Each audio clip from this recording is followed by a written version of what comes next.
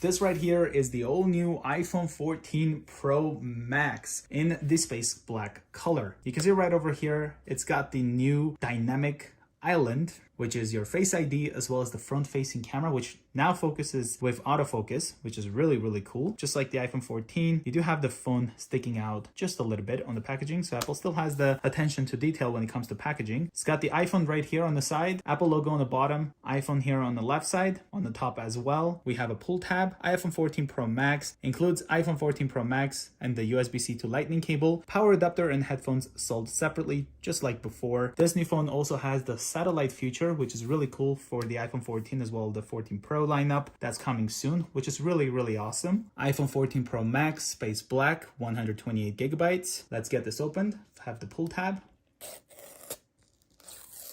And once that's done, the top comes right off just like this. It's got the cutout for this massive camera system, which now has a 48 megapixel sensor. Finally, something more than 12 megapixel. Let's put this phone aside, but look at that camera system, you guys. Wow. Putting this here, we have designed by Apple in California.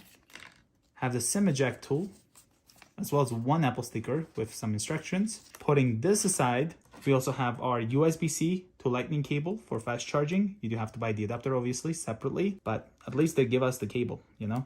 I'm very excited to set up the iPhone. I just unboxed the iPhone 14, and I gotta say, same thing here. You have this paper-looking protection for the front just to protect the screen. It does show you like what is what, which is nice. So you have to have a screen protector ready to put on to protect the screen immediately. Have the power button here, mute switch. I love the mute switch that iPhones have. Volume up and down.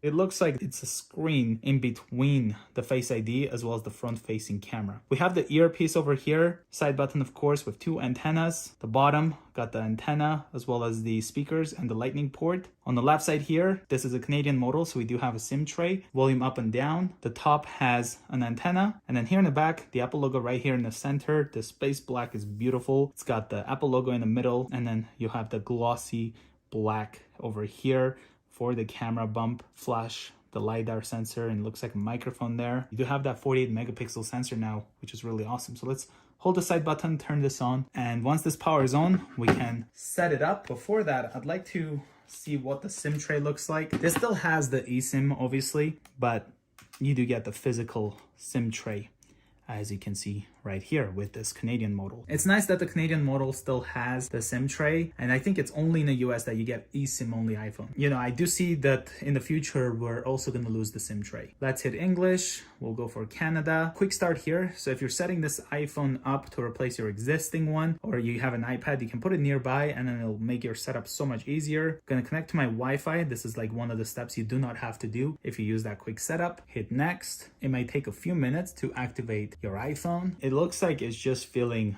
the screen with black pixels there in between the camera and the Face ID. Let's hit continue. Gonna set up Face ID.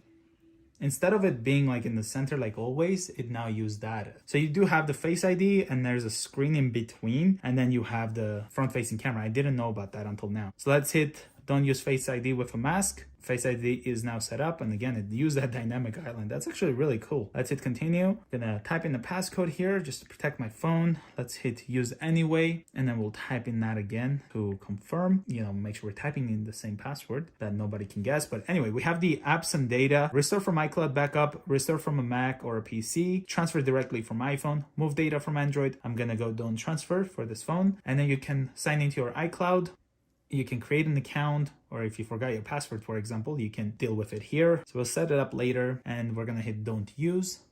Terms and conditions, keep your iPhone up to date. I'll hit continue. iMessage and FaceTime, continue. Locations and services. You can transfer a phone number from a nearby iPhone or scan a QR code provided by your carrier. I believe this is for eSIM. We're gonna go with setup later in settings, and then we can skip this. Set up Siri here, pick a voice. Hi. Or ask you to pick for us. I'm Siri. Choose the That's voice. it next. Siri. Siri, send a message. Siri, how's the weather today? Siri, set a timer for 3 minutes. Siri, play some music. And you can see, since it used the microphone, it's now showing us the dot for the microphone right there. And then it's gone now. That is really cool, to be honest. Let's hit continue. Not now, for now. And then screen time, hit continue.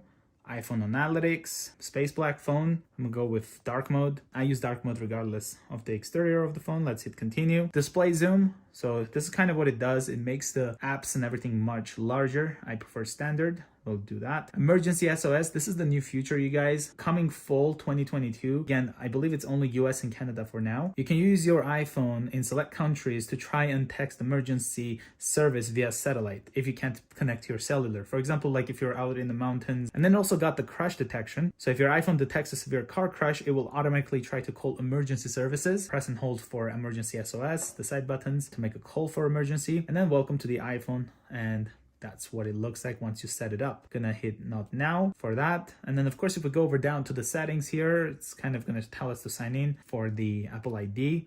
And then once we do this and then go back, it should get rid of that. And then finish setting up cellular. Again, that way you get rid of the notifications there. Opening up the camera app, we have the photo. This gives us the ultra wide.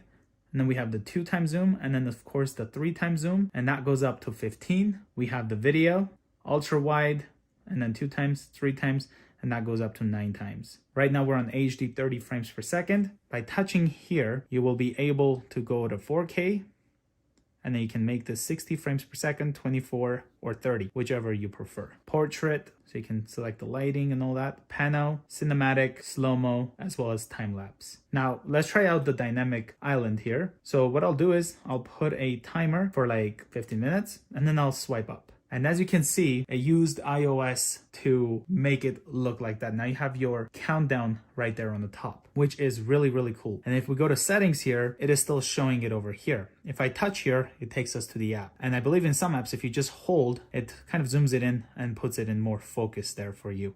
So you can just quickly hit X and then get rid of it. Something really cool. This is not a new feature for just the iPhone 14s. If you have an older iPhone, it works on my iPhone 13 Pro. If I go over here to the settings and then down to the battery, I can now finally turn on the battery percentage. So you can constantly see what battery percentage your phone is at. Before you had to swipe down like this to see what battery percentage you had. And it took them very, very long time to integrate it. Since iPhone 10, I could not see my battery percentage until I was doing this, and it was very annoying. And finally, I think it's been like 5 years it took them, and they bring it back. I believe the iPhone SE had it all the time. Oh, so even the Face ID now, look, it shows lock there, got the always on display, of course, and look, now it shows that over there. And then we have the flash, touch and hold. We have the new wallpapers for iOS 16, so you can just set something else if you like. For example, you can have this. And then you can also have widgets. So if you want to have your calendar, you can put that there. You want to have your weather, you can have that.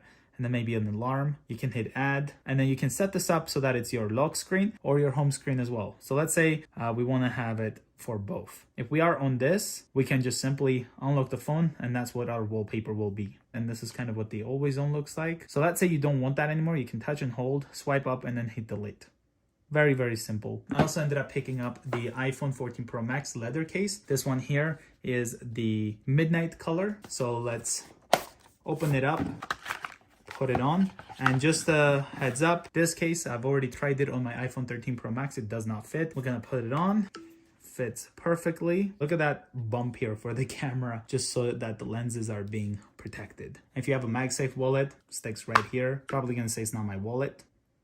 Yeah, because I'm not signed in or anything. Let's put this away. But let me know guys which one you like. Do you like the leather case or do you like the silicone case? So I hope you guys enjoyed this quick unboxing and setup for the iPhone 14 Pro Max. If you're new to the channel, consider subscribing. I'll see you guys in the next one.